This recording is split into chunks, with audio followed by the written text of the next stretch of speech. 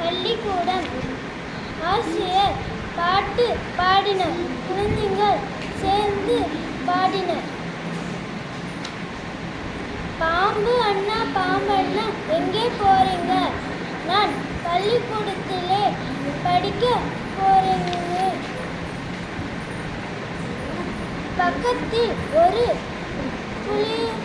புளிய மரம். அதில் பாம்பு ஒன்று இருந்தது. பாட்டு சத்தம் கேட்டு முழித்து மரத்தை விட்டு இறங்கியது பாம்பு. குழந்தைகள் பாடினர். பாடிக்கொண்டே ஆடினர்.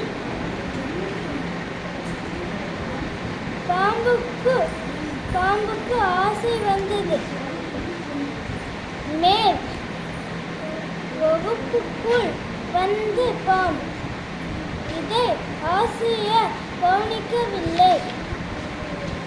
குழந்தைகள் பார்த்து விட்டனர். பாட்டை நிறுத்தினர். பாப்பா என்று பயத்துடன் கத்தினர். ஆசிரியருக்கும் ஒரு குழப்பம். பாட்டு பாடலாமா? என்ன பாப்பா உயர்த்தினார் ஆசிரியர். பிரம்பை எடுத்து மேசை மேல் தட்ட நினைத்தார்.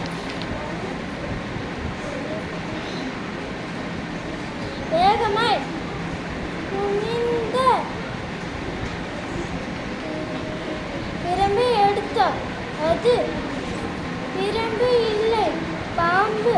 ஆசிரியர் கையில் இருப்பது பாம்பு. பாப்பா. ஆசிரியர் பதறி குழந்தைகள்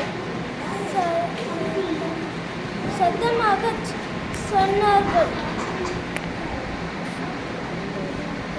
படிக்க வந்திருக்கும் பாம்பு.